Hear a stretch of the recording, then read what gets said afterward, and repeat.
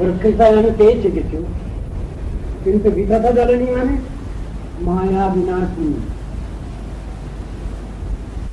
কৃপা। যদি আমি না পাই তাহলে আমি এগোতে পারি না। সে কথা তো শাস্ত্রে বলা আছে, সব জায়গায় বলা আছে। অস্বীকার করবার কারো কোনো উপায় নেই। ছাড়িয়া বৈষ্ণব সেবা নিস্তার পেয়েছে কৃপা। বৈষ্ণবের গুণগান করিলে জীবের প্রাণ, শুনিয়াছি সাধুগুরু মুখে। কথাগুলো তো আছে, এগুলো অস্বীকার করবো কি করে আমি? কোনো কথা অস্বীকার করা যাবে শাস্ত্রে?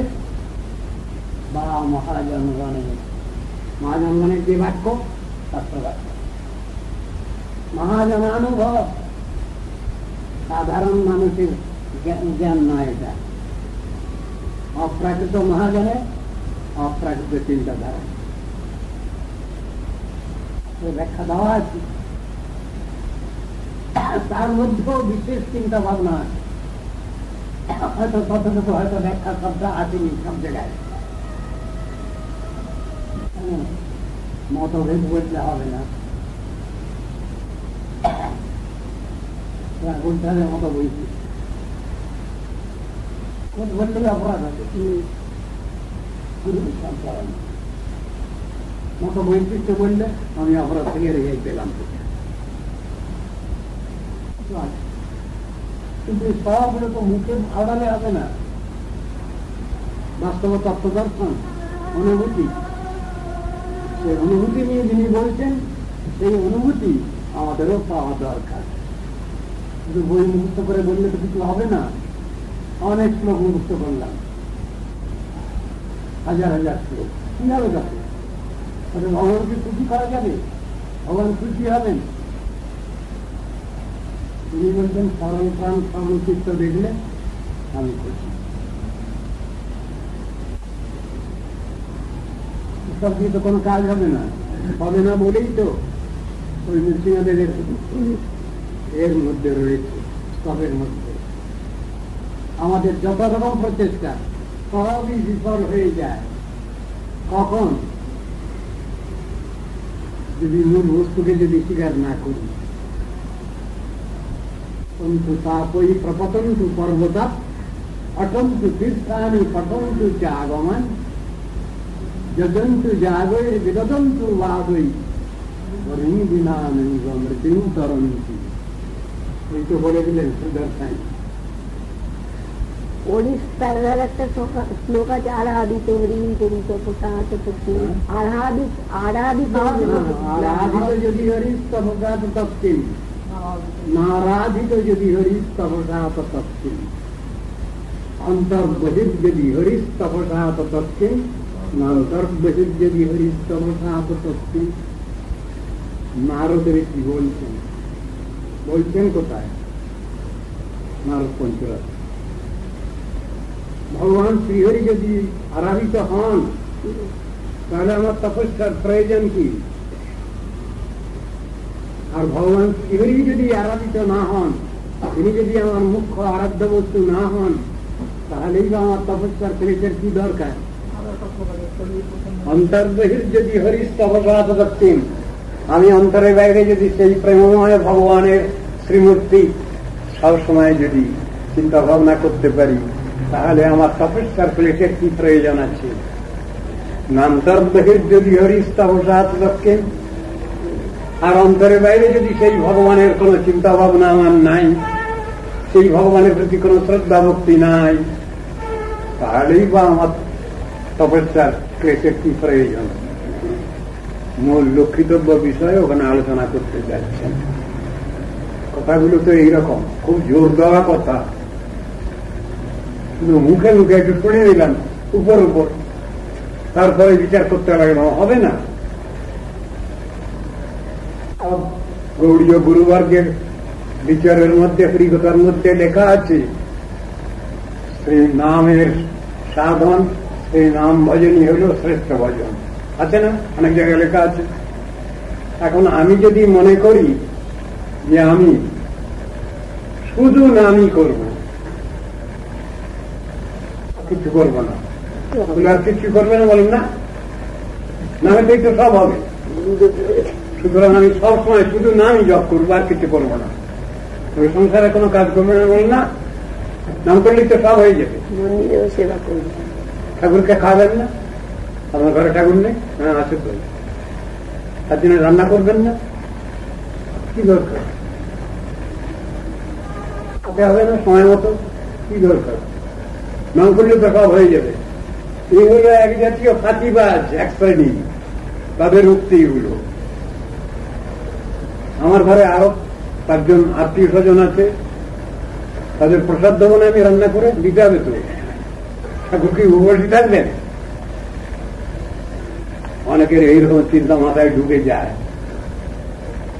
নাম করলে যখন সব হবে তখন বোধহয় শুধু নামটাই করতে হবে, আর কিছু করতে হবে না। এই নাম করা মানে ওই গাবাগাড়ি দিয়ে সরকারি করে বলেছেন যে কাশি টানা, মালা টানা, কাশি টানা, নাম করা হয় না ওটা। সেবার বিভিন্ন বিভাগ আছে, সেবার বৈশিষ্ট্য আছে, সেবার বৈচিত্র্য আছে, নামের সঙ্গে সব আছে, সমস্ত অনুশীলন আছে। খাওয়াতে হবে, পড়াতে হবে, তাকে ঘুম পাড়াতে হবে। আরো 5 জন কারেক্টিং এ আছে, তাদের প্রতি আমার কর্তব্য দায়িত্ব পালন করতে হবে। সবই ভগবানকে কেন্দ্র করে। এই জিনিসটাকে কি বাদ দিয়ে নাকি? সাধন ভজনকে এই জিনিসটাকে বাদ দিয়ে, যে জিনিসটা আমরা সাধারণ ভাবে করি আমার স্বরূপে,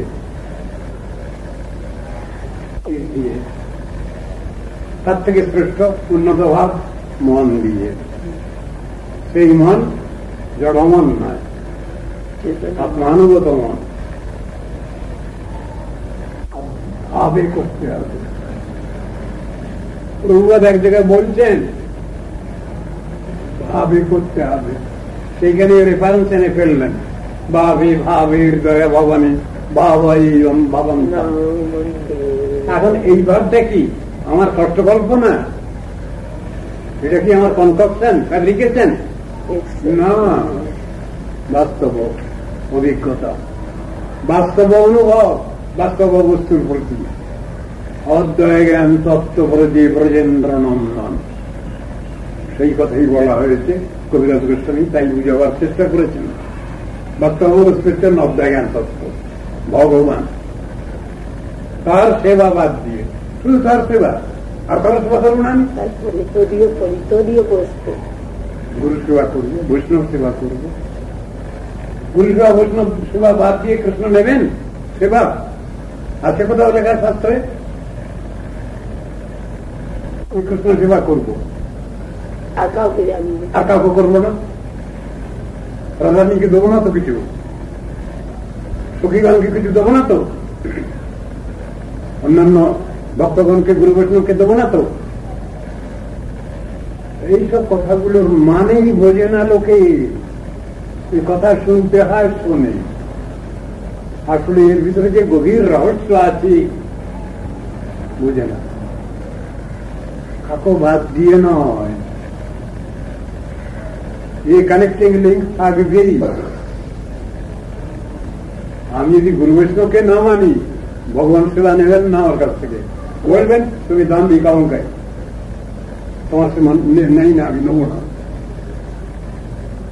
বরং ভগবান বলছেন গুরু বৈষ্ণবের সেবা করলে পরে তবে আমার কাছে আসবে। এই বুদ্ধি যদি তোমার থাকে তাহলে আমার কাছে আসবে, তাহলে আমি তোমাকে মানব।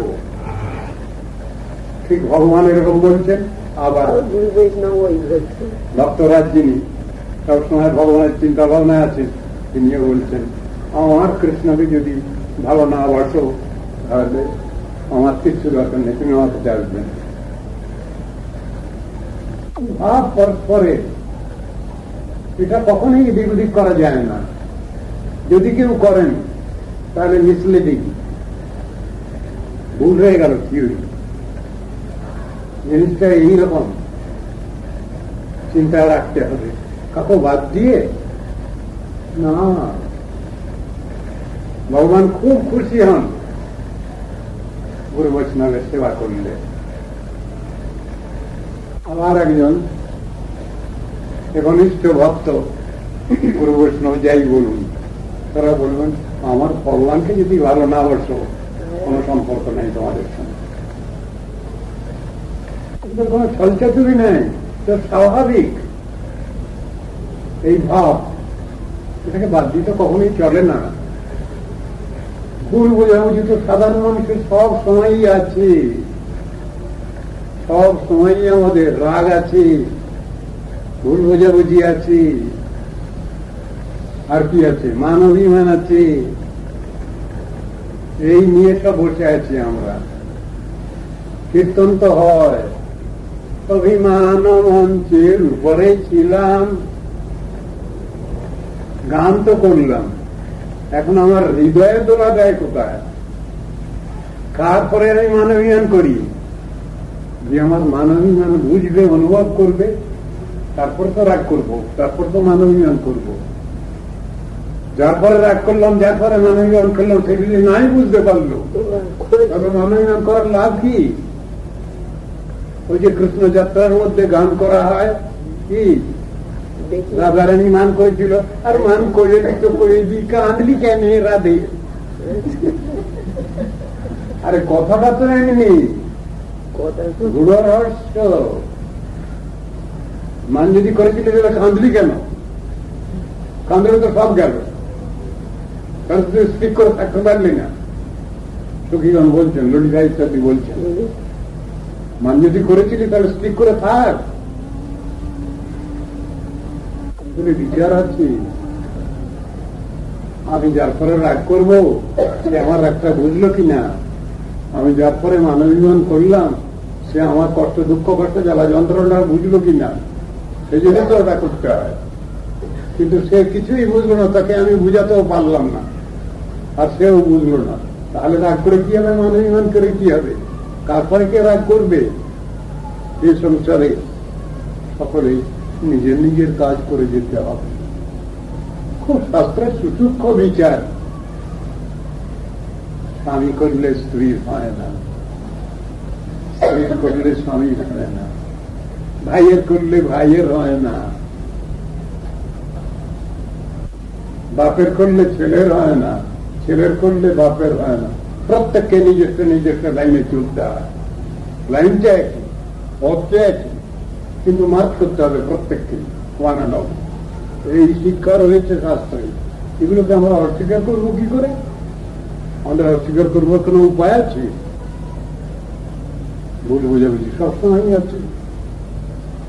এই রাত থেকে রেল পেতে গেলে সব সময় গুরু বৈষ্ণবের কাছে ক্ষমা চাইতে হয়, কৃপা প্রার্থনা করতে হয়, শক্তি দাও, ক্ষমতা দাও, ভগবানের কাছে বলতে হয়। সেই হিসেবে আছে ওটা, কিন্তু ওটা বলতেই হবে। আমার গার্জিয়ান আমার পরে রাগ করুন চাই নাই করুন, তথাপি তার কাছে কান্নাকাটি করতে হবে এবং ক্ষমা চাইতে হবে। আমি কিছু করলাম না, তাও ক্ষমা চাইতে হবে বলে, হ্যাঁ এটা ভক্তিভাবে এদের নিয়ম আছে, সব ব্যাপারে এগুলো আছে, কোনটা কোনটা ছাড়া নয়। ভগবানকে বাদ দিয়ে কিছু করতে পারি আমরা, আবার গুরু বৈষ্ণবকে বাদ দিয়ে কিছু করতে পারি, ভগবত সেবা করতে পারি, ভগবত সেবা হয় না তো। সবটাই বিচারের কথা, কোন ক্ষেত্রটাই কমা নয়। অথচ বিচার নিয়ে যদি চলি আনি, নিয়ে যদি চলি আনি ঠিক, তাহলে কেউই আমার প্রতি অসন্তুষ্ট হবেন না। সবাই বলছেন বেশ আছে, বেশ আছে, বেশ করছে, বেশ করছে, আর আরো 5 জনকে শিখাও, আরো 5 জনকে বলো। এমনই তো কথা। সহযোগবার জন্য বসে আছেন গুরু বৈষ্ণব, উৎসাহ দেওয়ার জন্য চাইতে হবে ভগবানের কাছে, দাও ঠাকুর, বুঝিয়ে দাও, তোমার তত্ত্ব তো কিছুই বুঝি না, জন্মান্তর ধরে তো শুধু উল্টো পথেই চলছি, দক্ষিণ মার্গে চলছি, যাত্রাটা আমাদের দক্ষিণ দিকে হয়ে যাচ্ছে। দক্ষিণ দিকে মানে কি? জমের দক্ষিণ দুয়ার, ওটা হলো খরচের খাতা। আর উত্তরাখণ্ডের যাত্রা ভালো, ভগবানের দিকে যাওয়ার রাস্তা, পজিটিভ সাইড। এই কথাই তো শাস্ত্রে শিখিয়েছেন।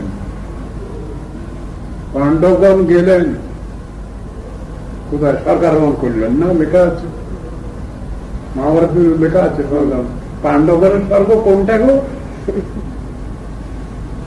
আর আমরা একটু পুণ্যি টুন্নি করলে স্বর্গে যাই, সেই স্বর্গটাই বা কোথায়? আমরা বসে আছি এখানে জড় জগৎ, মাই ব্রহ্মাণ্ড, ভূলোক। সাধারণ মানুষ একটু পুণ্যি টুন্নি করলে কেউ ভূবলোকে, কেউ বা স্বর্লোকে। পাণ্ডবগণ যেখানে মার্চ করছেন সেটা হল অত্র স্বর্গ বিসর্গস্য, সে স্বর্গ হল বৈকুণ্ঠ ধাম, সেই দিকে মার্চ করছেন। রাস্তা দিয়ে গেছেন সে বদ্রীনারায়ণ দিয়ে। আপনারা যদি বদ্রীনারায়ণে গেছেন তাহলে বদ্রীনারায়ণ থেকে মাইল 5 দূরে একটা জায়গা আছে, কৃষ্ণ বেদব্যাস, সেখানে ভাগবত ডিসক্রিপশন দিয়েছিলেন সেই জায়গাটা। আর গণেশ ঠাকুর, আমাদের গণসা ঠাকুর, তিনি ডিসক্রিপশন নিয়েছিলেন শ্রুতিলিপি। এখানে কোন শর্ত আরোপ করেননি গণেশ। শর্ত আরোপ করেছিলেন না যে আমি যদি, উনি একটু অপমান বোধ করেন যে আমাকে ব্রহ্মা যখন বলছেন যে আমি লিখবো, একজন ইনি ব্যাসের দেখুনি আমি তার ডিকটেশন লিখবো, আমি গণেশ ঠাকুর হচ্ছি, তখন বলেন যে দেখুন আপনি একটু থামতে পারবেন না। সাধারণত এইরকম বলে, জানি না এর মধ্যে কতদূর সত্যি আছে। বুঝতে পারি আমার লেখনী আপনি ডিকটেশন কন্টিনিউয়াসলি বলে যাবেন, থামতে পারবেন না। থামলেই আমি মহাভারত রচনার সময়, এই শ্রীমদ ভাগবতের ব্যাসপুট বলে যে অদ্বৈত, মহাভারত এর মধ্যে নেই, শ্রীমদ ভাগবতের মধ্যে নেই। 10,000 শ্লোক, 10,000 শ্লোক মহাভারতে ব্যাসপুট আছে। ভীষণ কঠিন তত্ত্ব দর্শন। কারণ শব্দ ছিল, আমি কলম ধরলে আমার কলম থামবে না। বেদব্যাস বললেন ঠিক আছে, তোমাকে আমিও যা বলবো তার তুমি না বুঝে লিখতে পারবে না।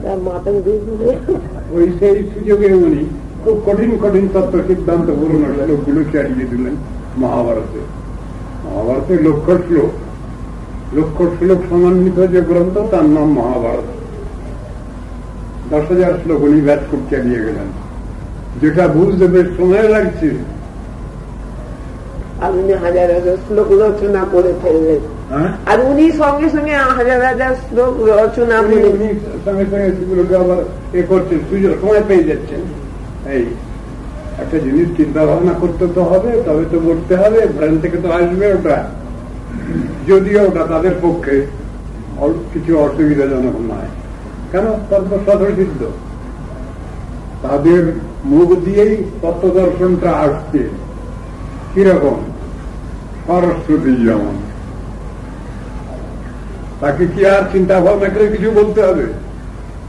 তিনি তো ওই শক্তি নিয়ে বসে আছেন, আবার সেই শক্তির উপরও হচ্ছেন কাছাকাছি সম্পর্ক। নৃসিংহদেবকে বলছেন, বলে হ্যাঁ তো বলা আছে ওর সম্বন্ধে, বাগিচা হচ্ছে বদনে, বাগদেবী যার বদনে আছেন, লক্ষ্মীর জ্যেষ্ঠ বক্ষসী, লক্ষ্মী যার বক্ষে আছেন, আর বাগিচা জ্যেষ্ঠ বদনে, লক্ষ্মীর জ্যেষ্ঠ বক্ষে হৃদয়ে সম্বিত তাম নৃসিংহ মহামজি সম্বিত জ্ঞান, যিনি নিজের হৃদয়ে নিয়ে বসে আছেন। সেই নৃসিংহদেবকে আমি প্রণাম করি। ওই অধিকার তার আবার উপরওয়ালা নৃসিংহদেব, সাধন ভজন বিষয়ে যত বাধা বিঘ্ন আছে সব বাধা বিঘ্ন ঠাকুর তুমি দূরীভূত করে দাও আমায় আমায় ভক্তি জানিয়ে দাও, বুঝিয়ে দাও, তুমি সব বাধা অপসারিত করো। এই কথাই তো তার কাছে প্রণাম আছে। নৃসিংহদেবের ব্যাপারে গৌড়ীয় বৈষ্ণবদের একটা স্পেশাল চার্ম আছে নৃসিংহদেবের সম্বন্ধে, যে চার্মটা অন্য এতে কেউ বোঝে না। নৃসিংহদেব কত তার স্নেহ, কত তার বাৎসল্য, সেই জিনিসটা গৌড়ীয় বৈষ্ণবগণ অনুভব করেন। সারস্বত গৌড়ীয় বৈষ্ণবগণ স্পেশালি করে বোঝেন না। আমাদের সাধন ভজন পথে যত বাধা বিঘ্ন আছে সব কাটিয়ে দেন, সব সরিয়ে দেন, লাইন ক্লিয়ার করে দেন। এমন দয়াল ঠাকুর। তুমি কৃষ্ণ ভজন করবে? হ্যাঁ করবো, যাও, গো বাই দিস ওয়ে। আশীর্বাদ আছে। যিনি বসে আছেন এখানে বাচ্চা বয়সেন নৃসিংহ মন্ত্রের উপর সব ছিলেন। কুর্মদেবের বলেন যে বলেন যে উনি ভক্তিবিনোদ ঠাকুরের কাছে কুর্মদেবের আর ওই তো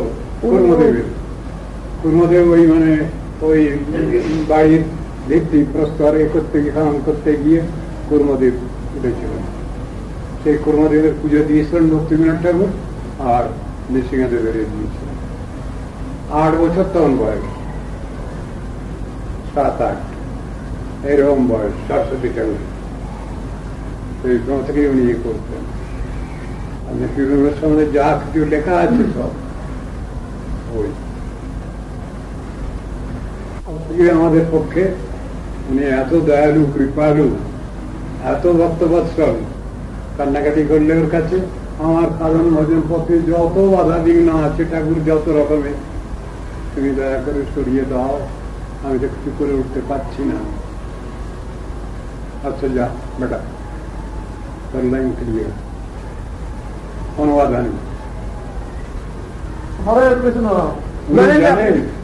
ওই ঘড়ি আপনাকে মহারাজ, আপনি নৃসিংহদেবের, আপনাকে জিজ্ঞেস করবো, আপনাকে নৃসিংহদেবের মন্ত্রকে পরমগুরুমালা দিয়েছিলেন? জানি না,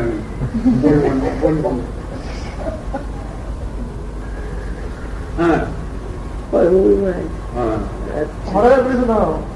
ঘরে যাওয়ার রাস্তা করে রেখেছি। যা যা করবো সব প্রতিজ্ঞা আমি পালন করি।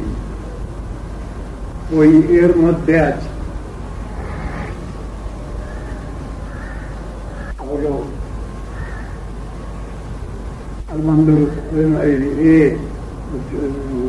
সম্রাট কুলোতে করে সবার মধ্যে আছে মনুজা স্বয়ং ঊর্ধ্ববাহু। আমি ঊর্ধ্ববাহু হয়ে বলছি। কি বলছো তুমি? মুকুন্দ নরসিংহ জনার্দনেতি জীব জপতি অনুদিনম। আমার যে এই মুখ্য নাম কৃষ্ণ গোবিন্দ মুকুন্দ মুরারি নৃসিংহ, এই নাম যারা কেটে কেটে জপ করে আমি তাদের অভিষ্টদান যা চাইবে তাই দেবো, তাই দিয়ে দেখো। কৃষ্ণ প্রতিজ্ঞা করতেন স্বয়ং, যোগম মুকুন্দ নরসিংহ জনার্দনেতি জীব জপতি অনুদিনম মরণে রণে বা। যে অবস্থায় থাকুক না কেন সে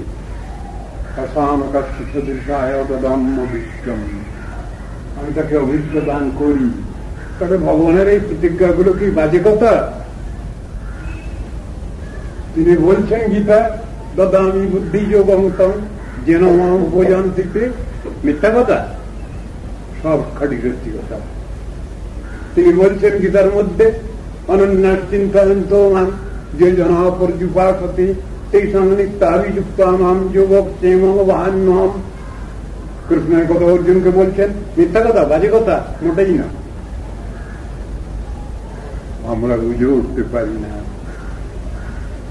আমরা যখন ওইরকম স্টেজ পাই, আমাদের জন্য সব চিন্তা ভাবনা আছে, সব চিন্তা ভাবনা। দৈবিক যে গুণময়ী মম মায়া দুরত্তয়া মামে ভজে প্রবদ্ধন্তে মায়া মে তং তরন্তিতে। মিথ্যা কথা বললেন কৃষ্ণ অর্জুনকে। তেষাম অহং সমুদ্ধর্তা মৃত্যু সংসার সাগরাৎ ভবামি ন চিরাৎ পার্থ ময়ি আবেশিত চেতসাম। মিথ্যা কথা বললেন কৃষ্ণ, একটাও মিথ্যা কথা না, সব বাস্তব। আমি বিশ্বাস করি না ভগবানকে, নির্ভর করি না, গুরু বৈষ্ণবকে বিশ্বাস করি না, ওই জন্য আমার কাছে মিথ্যা ওটা প্রমাণিত হয়। যে ঠাকুর একজনের সঙ্গে কথা বললেন, সেই ঠাকুর আর 5 জনের সঙ্গে কথা বলছেন না কেন? সেই ঠাকুর তো এখনো রয়েছেন। যে ঠাকুর এক জায়গায় সাক্ষী দিয়ে এলেন, তিনি এখন সকলের সঙ্গে কথা বলছেন না কেন? যে ঠাকুর একজনের জন্য তাকে ক্ষীর খাওয়ার জন্য ক্ষীর লুকিয়ে রাখলেন, সে ঠাকুর এখন কথা করেন না কেন আমার সঙ্গে? বিচারের কথা। সেই রকম উপযুক্ত পাত্র পাত্রী হলে তার সঙ্গে কথা বলেন, এখনো বলেন, বলছেন, বলবেন। এটাই হল বিচারের কথা।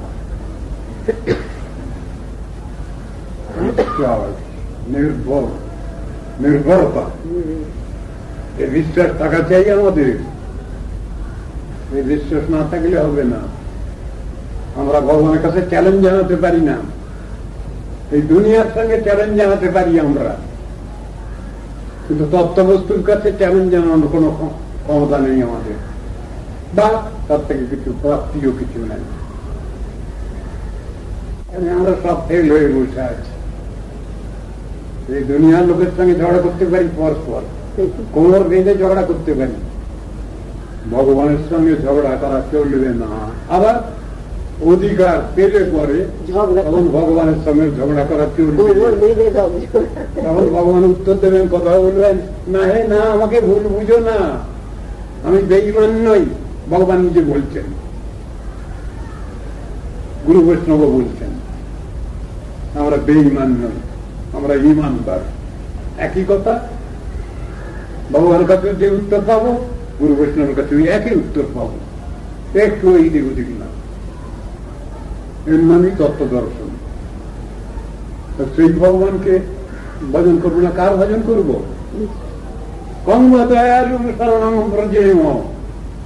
রাক্ষসী পুতনা শুধু খাইতে নির্দয়া, ঈশ্বরে বলিতে গেলা কাল কুটো লইয়া, তাহারেও মাতৃপদ দিলেন ঈশ্বরে, না ভজে অবোধ জীবে আনো দয়ালু রে। এমন দয়ালু কৃষ্ণকে আমরা বুঝতে পারছি, জানতে পারছি? বুঝি না। ভক্তবৎসল, কৃতজ্ঞ, সমর্থ, বদান্য, হ্যাঁ কৃষ্ণ ছাড়ি পণ্ডিত নাহি ভজে অন্য। আমরা যদি বুদ্ধিমান বুদ্ধিমতী হই, এই নন্দনন্দন কৃষ্ণ ছাড়া আর কারো ভজনা করবে না, সময় নষ্ট করবো না একদম।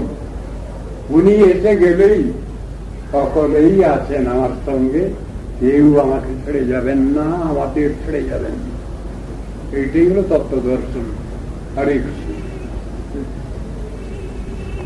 মা বলি তাহলে ভগবান আমার প্রতি হৃষ্ট হবেন।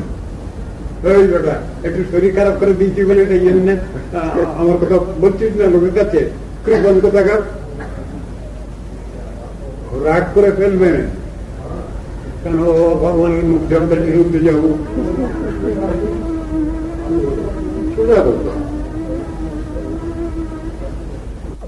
থাকেন ওরা মনে করেন কি জানি ওর শরীরটা একটু খারাপ আছে, আজকে না বললেই হয়।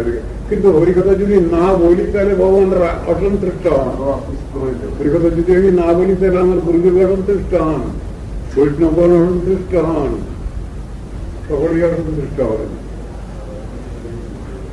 কিছু না হোক 10-15 মিনিট বলবো, নেই মামাতে কানানো হলো, এই তো কথা